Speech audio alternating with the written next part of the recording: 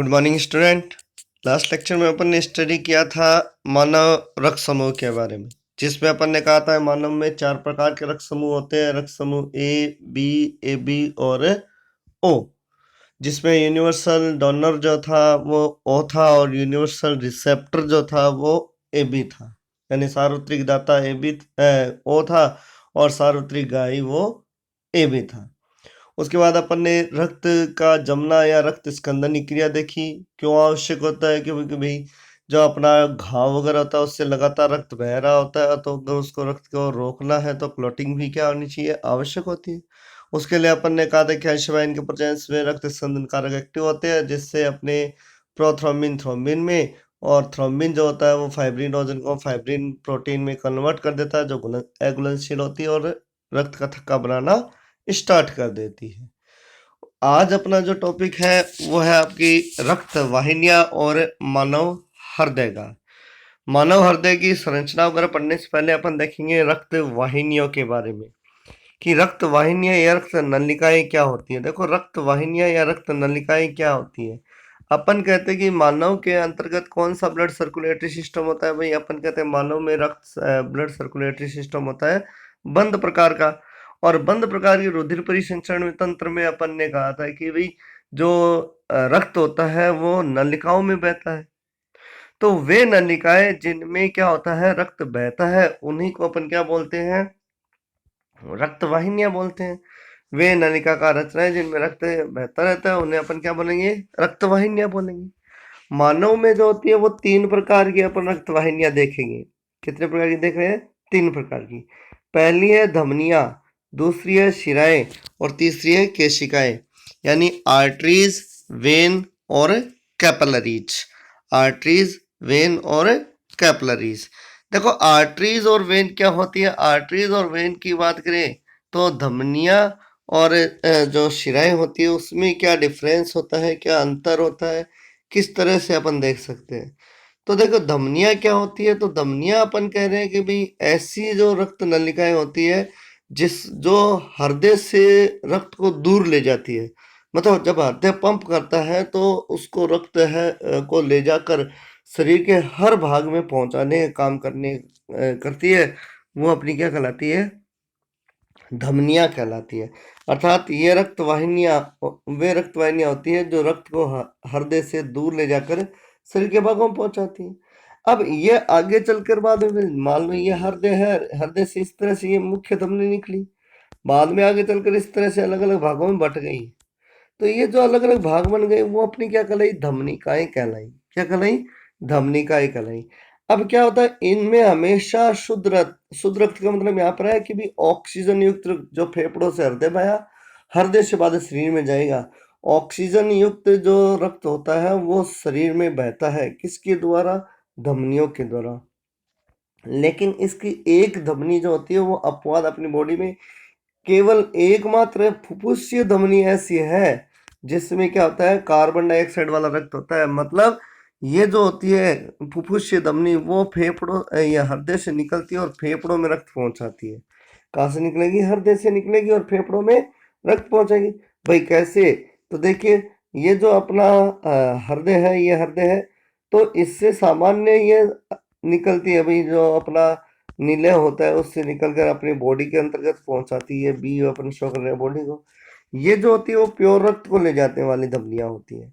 लेकिन इसी हृदय से निकलकर एक धमनी जो होती है वो फेफड़ों में रक्त पहुंचाती है। एल लंग्स कर लेते हैं। तो ये धमनी जो होती है वो फेफड़ों में जो रक्त पहुंचा रही है उसमें क्या होता है? अशुद्ध रक्त होता है। इसमें कौन सा होता है? अशुद्ध रक्त होता है। वो अशुद्ध मतलब CO2 वाला होता है, जो सामान्य क्या करता है भाई? फेफड़ों में शुद्धिकरण के लिए उसको ले जाता है। तो वो धमनी कौन सी होती है? फुफ्फुसीय धमनी होती है। बाकी सारी धमनियां होती है वो शरीर में शुद्ध रक्त ले जाती है। खाली एक फुफ्फुसीय धमनी ऐसी है जो अशुद्ध रक्त को फेफड़ों में ले जाती है। क्लियर? उसके बाद अपन बात करते हैं कि धमनी जो होती है उसकी भित्ति जो होती है वो शिरा की तुलना में थोड़ी सी पतली होती है।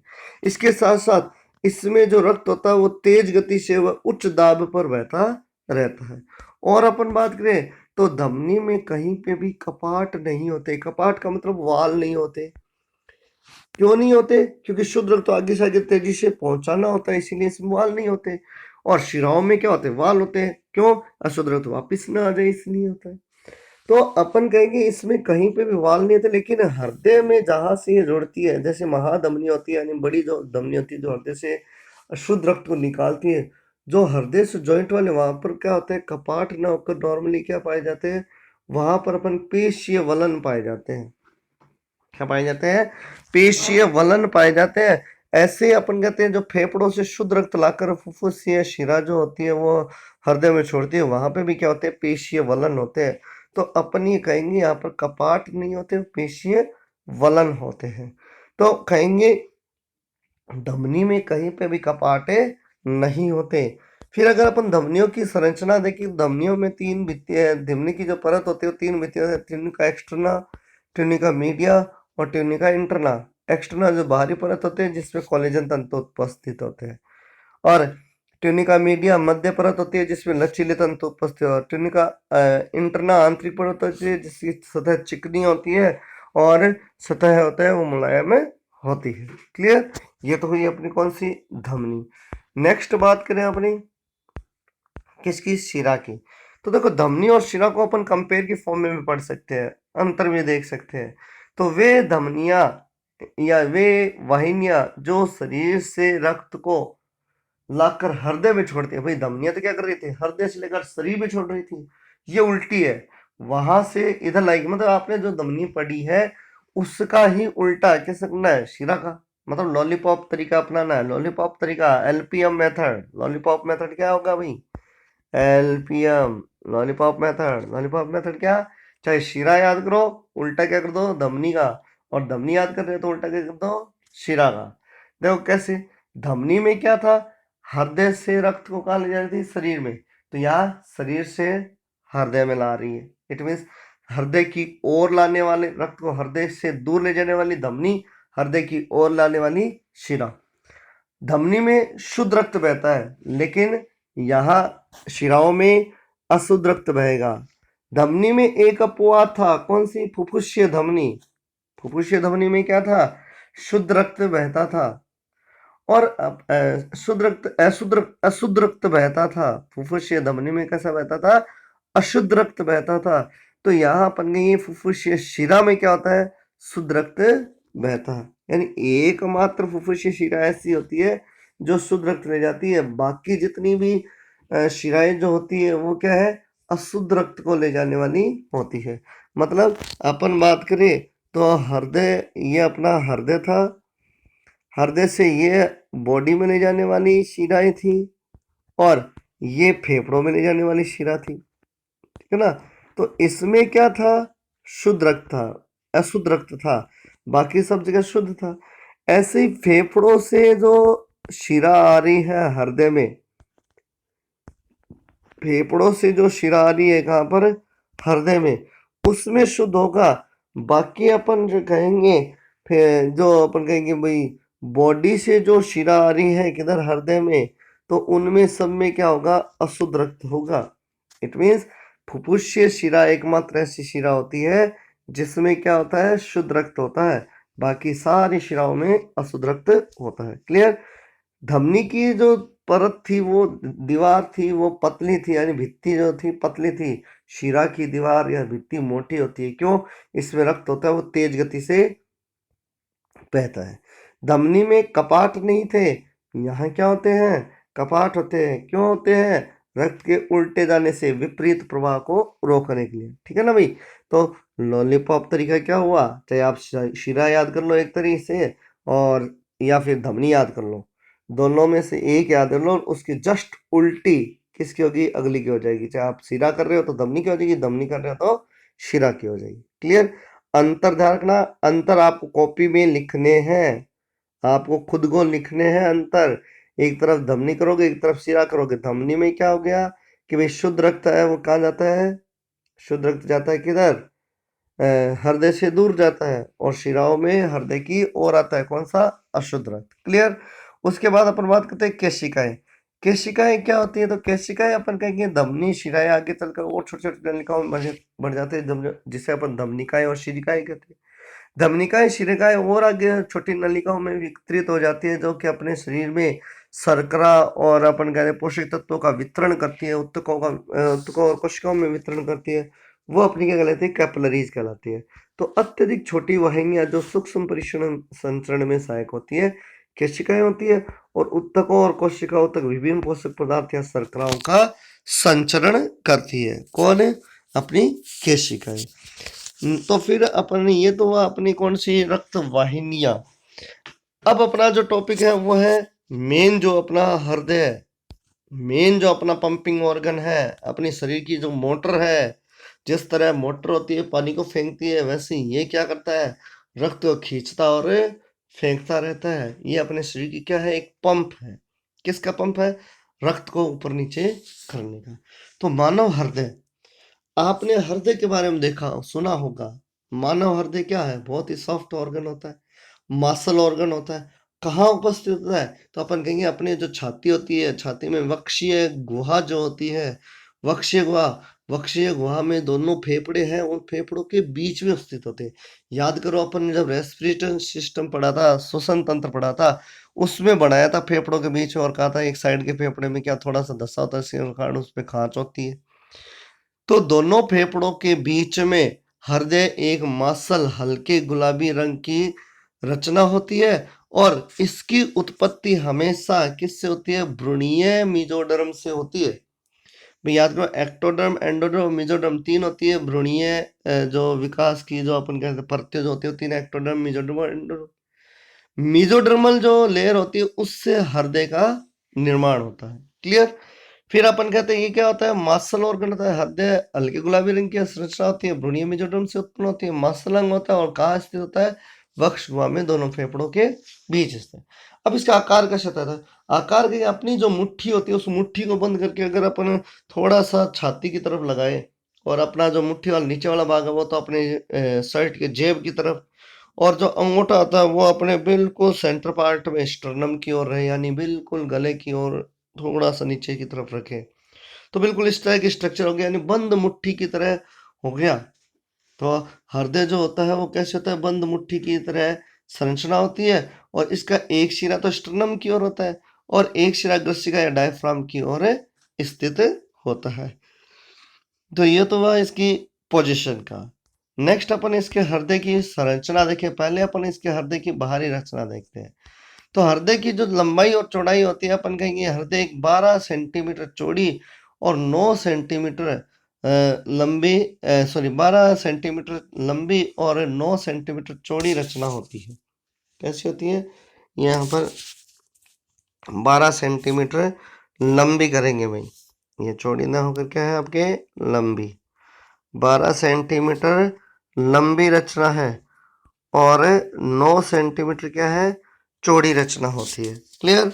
उसके बाद अगर अपन इसकी सामान्य संरचना की बात करें, किसकी? हृदय की। कौन सी? बाहरी संरचना। तो हृदय होता है वो इस तरह का एक ऑर्गन होता है, मासल ऑर्गन होता है। अब हृदय जो होता है वो बंद मुट्ठी की तरह हो गया।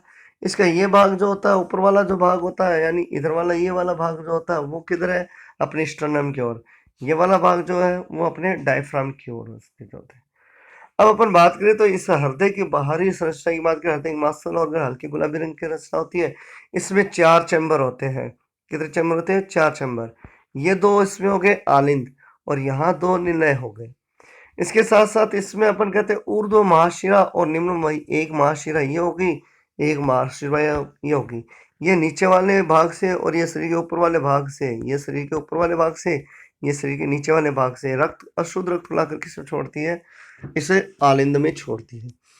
और इधर अपन कहेंगे ये फुफ्फुसीय महाशिरा, और यहाँ इधर वाले जो लंग्स होता है, फेफड़ा होता है, उससे इसके पीछे से होती हुई इधर में 4 फुफ्फुसीय नलिकाएं आती हैं, फुफ्फुसीय शिराएं आती है, वहां से शुद्ध रक्त किस आता है? इस निलय में आता है, यानी बाह्य आलिंद में आता है। बाह्य आलिंद और दाह्य आलिंद से रक्त होता है वो किस में आ जाता है? यहाँ निलय होते हैं। यहाँ क्या होते हैं? निलय।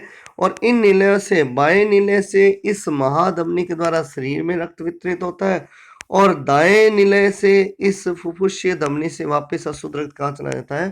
फेफड़ों में चला जाता है। तो ये अपने सामान्य हृदय की क्या है? बाह्य रचना होती है। अब हृदय की अगर बाहरी रचना को देखें तो हृदय के ऊपर क्या होती है, 3 आवरण होते हैं। हृदय के ऊपर कितने आवरण होते हैं, 3। फर्स्ट होता है एपिकार्डियम, सेकंड होता है मायोकार्डियम और थर्ड होता है एंडोकार्डियम। तीनों आवरणों के बीच में एक इन तीनों आवरणों को सम्मिलित रूप से अपन क्या बोलते हैं, पेरिकार्डियम बोलते हैं। इन पेरिकार्डियम आवरणों के बीच में एक गुहा रह जाती है जिसको अपन पेरिकार्डियल गुहा कहते हैं। और उस पेरिकार्डियल गुहा में पेरिकार्डियम द्रव भरा होता है और उस पेरिकार्डियम द्रव के कारण ही हृदय जब पिचकता, सिकुड़ता और फूलता है तो जो घर्षण होता है उस घर्षण से भित्ति की सुरक्षा होती रहती है। तो हृदय क्या होता है, एक दोहरी झिल्ली युक्त आवरण होता है जिसे पेरिकार्डियम कहते हैं। दोनों झिल्लियों के बीच की गुहा पेरिकार्डियम कैविटी कहलाती है। क्लियर। और इसमें द्रव भरा रहता है जिसे पेरिकार्डियम द्रव कहते हैं, जो हृदय को घर्षण रहित गति करने में मदद करता है, साथ ही यह धक्के व यांत्रिक बल से सुरक्षा करता है। सामान्य हृदय की अगर भित्ति देखें तो हृदय की भित्ति में तीन परत होती है, एपिकार्डियम, मायोकार्डियम और एंडोकार्डियम। एपिकार्डियम होते हैं वो बाहरी परत होते हैं, मायोकार्डियम मध्य की परत होती है और एंडोकार्डियम होती है वो आंतरिक परत होती है। क्लियर।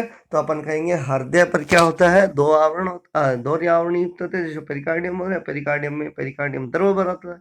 और हृदय की भित्ति को देखें तो 3 परत होती है, पहली बाह्य परत, दूसरी मध्य परत और तीसरी आंतरिक परत। बाह्य परत एपिकार्डियम, दूसरी मायोकार्डियम और तीसरी एंडोकार्डियम होती है। अब हृदय में क्या होता है, पेशी ऑर्गन होता है, सारी की सारी पेशी गति अनैच्छिक होती है, कभी भी नहीं थकने वाली होती है, वो लगातार काम करने वाली होती है। जब अपन पेशियां पढ़ेंगे तो उसमें 3 प्रकार पढ़ेंगे पेशियों में, उसमें एक क्या होगी, अपने हृदय पेशियां होती है। क्लियर।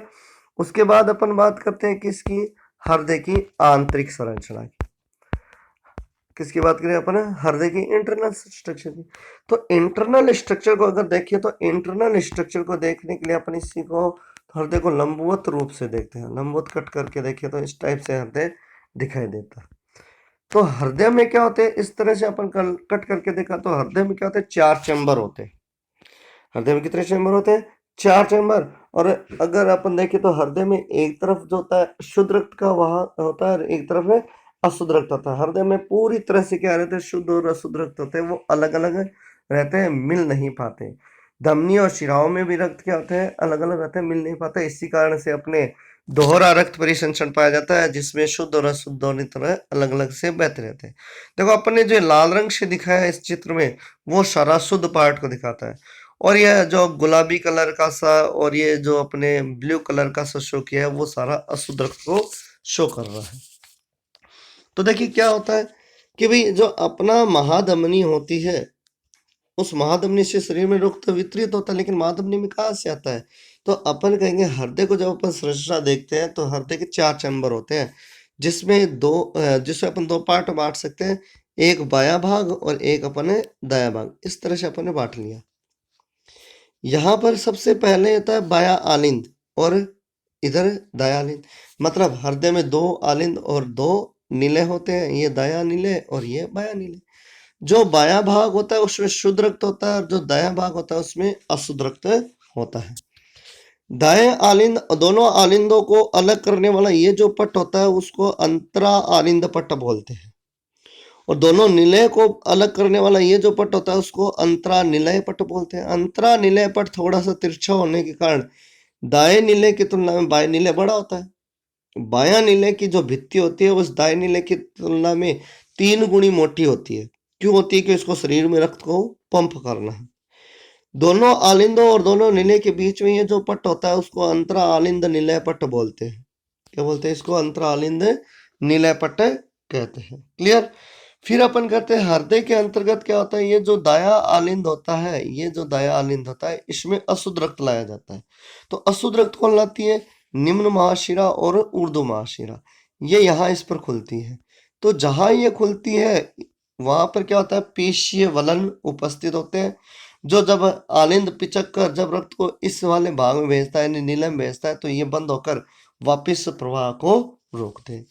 ऐसे ही जो जो अपना आलिंद होता है, इस बाह्य आलिंद में ये 2 फुफ्फुसीय शिरा दाई साइड की और ये 2 फुफ्फुसीय शिरा दाई साइड की, ये अपना दाया भाग है, दाया। दाईं साइड की क्या होती है, इसमें ओपन होती रहती है। क्लियर। तो दाएं भाग की यहां से ओपन होगी, इधर आ गई, और ये इधर होगी। तो दाईं और बाईं दोनों फुफ्फुसीय शिरा कहाँ ओपन होगी, इसमें ओपन होगी। कहाँ पर, इस दाएं बाएं आलिंद में। जैसे बाएं आलिंद में ओपन होगी तो ये हमेशा शुद्ध रक्त रहेगी, मतलब दाईं फुफ्फुसीय शिरा और बाईं फुफ्फुसीय शिरा दोनों क्या लाती है, शुद्ध रक्त लाती है। क्लियर। ये होगी अपनी दाईं फुफ्फुसीय शिरा और ये होगी अपनी बाईं फुफ्फुसीय शिरा। दो दाईं फुफ्फुसीय शिरा होगी, दो बाईं फुफ्फुसीय, मतलब 4 फुफ्फुसीय शिराएं जो होती है वो शुद्ध रक्त लाकर कहाँ छोड़ती है, इस वाले भाग में छोड़ती है। फिर यहाँ से रक्त पहुंचता है किस में, बाएं निलय में। बाएं निलय जो होता है उसमें हमेशा शुद्ध रक्त होगा। जैसे ये पंप करता है तो शुद्ध रक्त को भेजा जाता है कहाँ पर, महाधमनी में।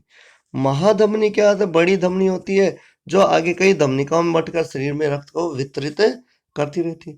ऐसे ही जो दायां निलय होता है, उस दाएं निलय से रक्त होता है वो निकलता है कहाँ पर, बाईं फुफ्फुसीय धमनी में और दाईं फुफ्फुसीय धमनी में, जो फेफड़ों में अशुद्ध रक्त को पहुंचाती है।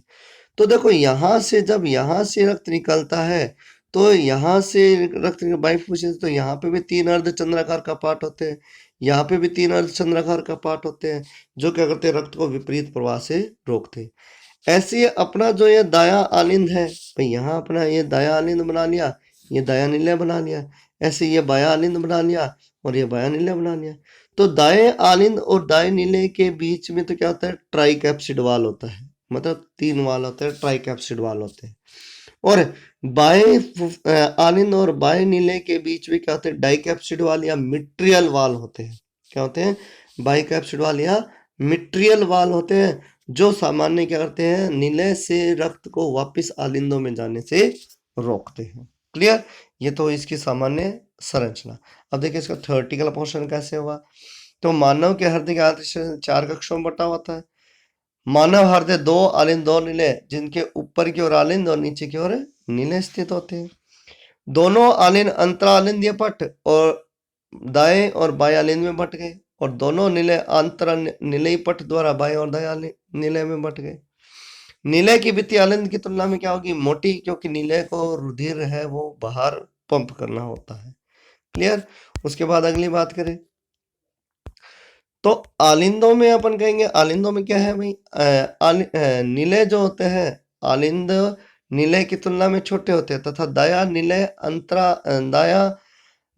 अंतर आलिंद निलय पट से थोड़ा तिरछा होने के कारण थोड़ा सा बाएं निलय से छोटा होता है।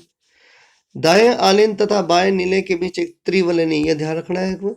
दाएं आलिंद और दाएं निलय के बीच त्रिवलनी कपाट होता है, जबकि बाएं आलिंद और बाएं निलय के बीच में द्विवलनी कपाट या मिट्रियल कपाट होता है। बाएं आलिंद में फेफड़ों से 4 जोड़ी फुफ्फुसीय शिराओं से शुद्ध रक्त लाया जाता है, जबकि दाएं आलिंद में ऊर्ध्व महाशिरा और निम्न महाशिरा से अशुद्ध रक्त कार्बन डाइऑक्साइड युक्त रक्त भरा जाता है। मतलब बाएं आलिंद में तो 4 जोड़ी फुफ्फुसीय शिराओं द्वारा और दाएं आलिंद में ऊर्ध्व और निम्न महाशिराओं द्वारा रक्त भरा जाता है। फुफ्फुसीय शिरा होती है वो शुद्ध रक्त लाकर बाएं आलिंद में छोड़ती है, और जो अपना ये जो ऊर्ध्व और निम्न महाशिरा होता है वो अशुद्ध रक्त लाकर कहाँ छोड़ती है, दाएं आलिंद में छोड़ती है। क्लियर।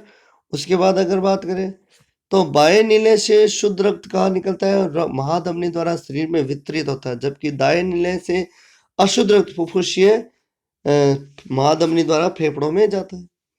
महाधमनी में व बाएं निलय के बीच फुफ्फुसीय महाधमनी तथा दाएं निलय के बीच 3-3 अर्धचंद्राकार कपाट होते हैं, जो रक्त को पुनः निलय में आने से रोकते हैं।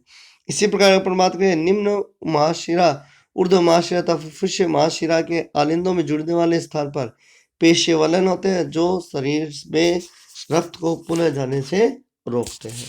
तो ये तो है अपने क्या, हृदय की आंतरिक संरचना और बाह्य संरचना। कल अपन पढ़ेंगे क्या, हृदय की कार्यविधि। Okay, thank you. आपको कोई दिक्कत हो तो आप शाम को 3:40 से 4:40 के बीच में डाउट काउंटर पर आप पूछ सकते हैं। क्लियर। Okay, thank you.